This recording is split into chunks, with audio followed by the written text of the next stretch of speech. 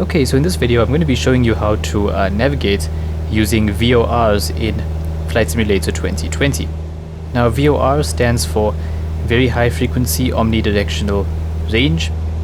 What you really need to know about VORs, well, there's two things you want to keep in mind. Firstly, you tune into a VOR by punching in the correct frequency in your aircraft's navigation radio. You can find the frequency for a VOR by checking the charts for whichever area you're flying in.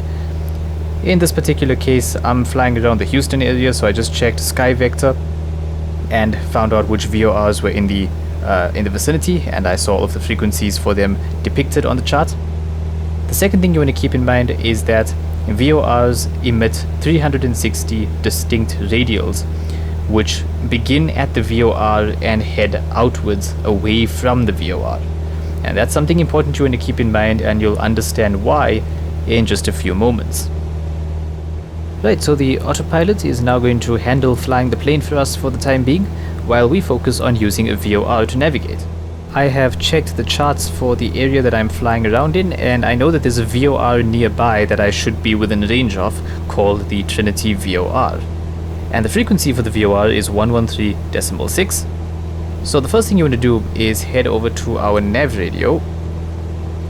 Now this particular aircraft has two nav radios. Here is the second one at the bottom, and up here is the first one.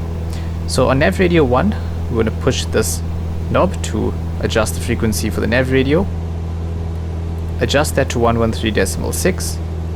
Press this button to swap the standby and active frequencies. So 113.6 is now the active frequency, and sure enough, you can see that it's picked up the VOR with the identifier MHF. And if I check my chart, MHF is the identifier for the Trinity VOR. Right, now the next thing I want to do is look at my omni-bearing indicator, which is this gauge right here. If your plane does have two nav radios, you want to make sure that you're using the correct omni-bearing indicator for the correct nav radio. In this particular airplane, this gauge is for nav radio 1, and this gauge is for nav radio 2. Then you want to push this button up here, and what that does is it switches the navigation mode to the nav radio instead of the GPS. So what this means is, if I had a route programmed into my GPS with a little purple line to follow, then this gauge would actually be chasing that line. So I could use this gauge to help me follow the line on the GPS, the route on the GPS. Now in this particular case, I don't have a route on my GPS, and I want to use this gauge to make use of a VOR, which is why I pushed this button up here. This button down here on the Garmin unit does the same thing. So that switches it to GPS. You'll notice the needle moved, and this switches it back into nav mode. Okay, so let's look at this gauge. On the gauge, there are four components that you want to pay attention to. There is a rotatable compass card covering 360 degrees. There is the omni-bearing selector knob, the OBS. There is a cause deviation indicator, which is this needle that's going to move left and right. And finally, there is a to and from flag. Right now you can see it says from, and the arrow points to the back of the airplane. And at a certain point, it's going to point forward or upward, and it's going to read to instead, but we'll cover that in a moment. So let's start turning this omni-bearing selector and see what happens.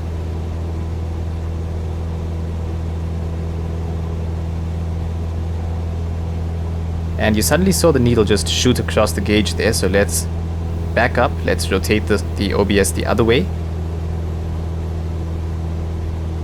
Alright, and now I'm going to hit active pause. Let's just stop the simulator for a moment there and explain what's going on. So on this gauge, you can see that by turning the OBS, we got this needle to line up, well, more or less line up with the vertical markers on the background of this gauge. Okay, so let's look at what this gauge is currently telling us. We have the 146 degree mark on the compass card indicated up here in front of this yellow marker. And we have a to flag being indicated here. You probably noticed the flag suddenly changing as we were rotating the OBS. Now there's a couple of ways you can remember all of this and what it means, but I think the simplest way is to just tell yourself that you are on a straight line which leads to the start of the 146 radial of the VOR.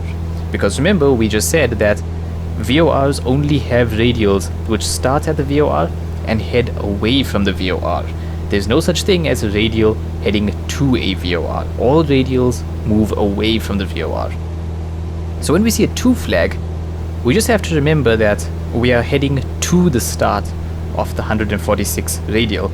It doesn't mean we're actually on the 146 radial just yet. So let's watch what happens if we rotate this compass card some more.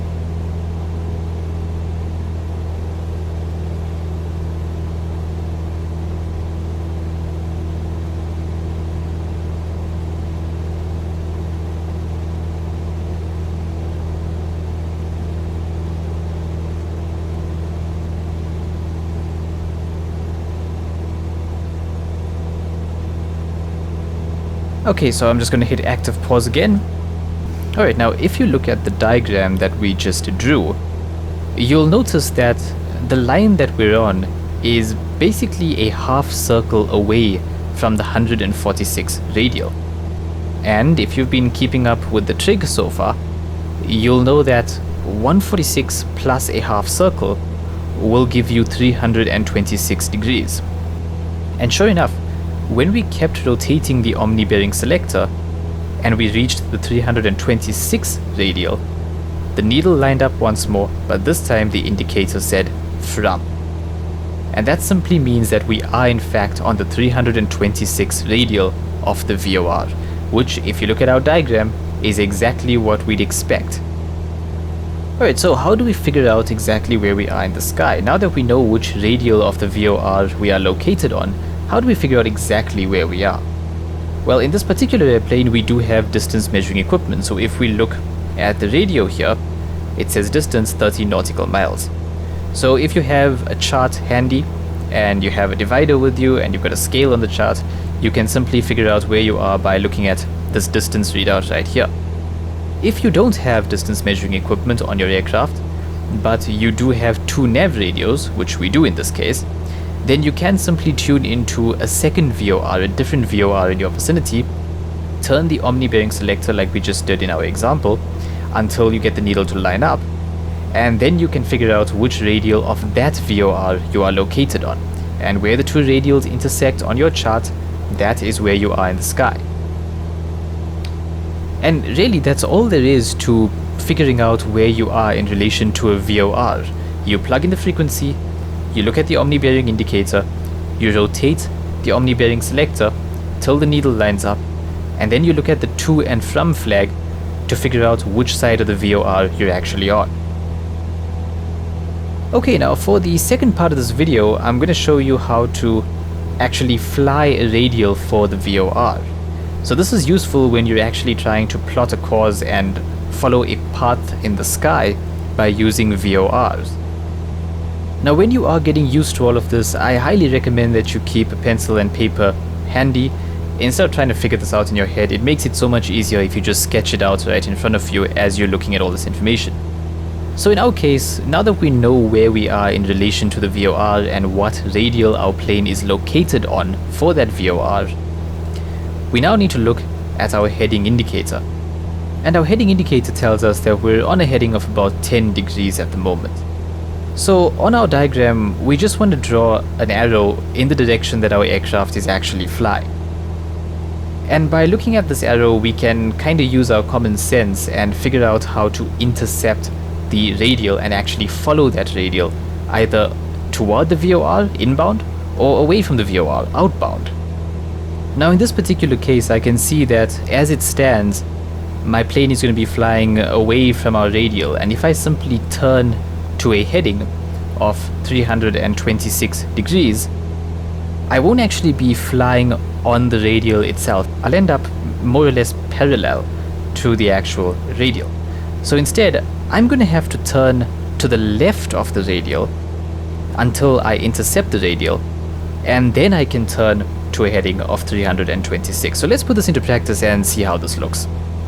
So I'm going to take the game off active pause, and now I'm going to select a heading that is to the left of 326 degrees and switch to heading hold on the autopilot.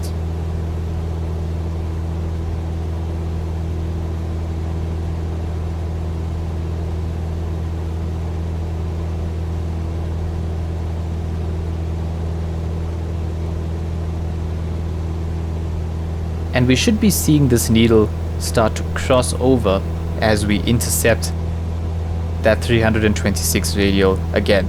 Remember, we've moved past it because our airplane was pointed on a heading of 10 degrees just now. And sure enough, you can see that that needle is now crossing over. That's as we're cutting through the 326 degree radial. And now I've just adjusted our heading to 326 degrees. And you can see that the needle is now holding steady. Now obviously, due to wind and other factors, you might find yourself drifting away from this radial, and that's the really nice thing about a VOR. It makes it really easy to align yourself with the radial and ensure that you are actually flying on the path that you want to fly. All you have to do is keep adjusting the way that your aircraft is pointed to make sure that you keep this needle in the center of the omni-bearing indicator. Okay, so let's just take stock of our situation here. We know that our omni-bearing indicator is telling us that we are on the 326 degree radial of the Trinity VOR. And because we happen to be flying a heading of 326 degrees at the same time, it means that we are in fact flying along the VOR's 326 radial itself. Now as you can see, we are actually drifting off course a bit here. So let me show you something cool. If your plane has a nav hold function on your autopilot, go ahead and hit that. And you'll notice that it's now going to chase that needle for us.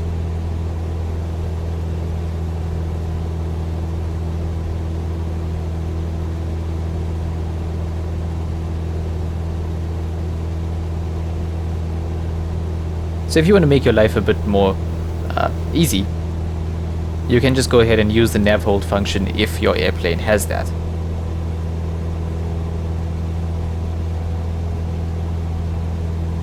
So when you hit the nav hold, it's going to chase whatever this needle is doing on the omni-bearing indicator. So if you had this set up to GPS, it would instead be following the GPS path. In this case, because we have it set to the nav radio, it's going to try and hunt down whichever radial we have selected by turning the omni-bearing selector.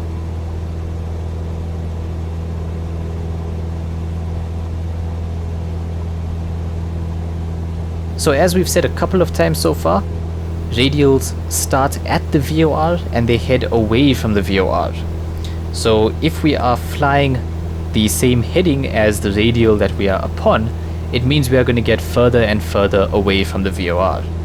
And sure enough, if we look at our distance indicator here, that is increasing as we keep flying.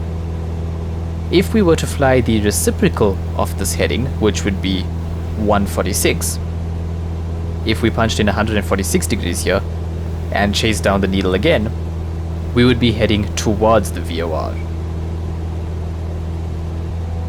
Now I should point out that if you're using an aircraft with a glass cockpit, the display of the VOR related information is going to be slightly different obviously, but if you grasp the fundamentals that we discussed here today, you should be able to find your way around VOR navigation in any aircraft that has a navigation radio and an omni-bearing indicator. And that's just about everything you need to know to get started navigating with VORs. Hope you found that useful, and see you again soon.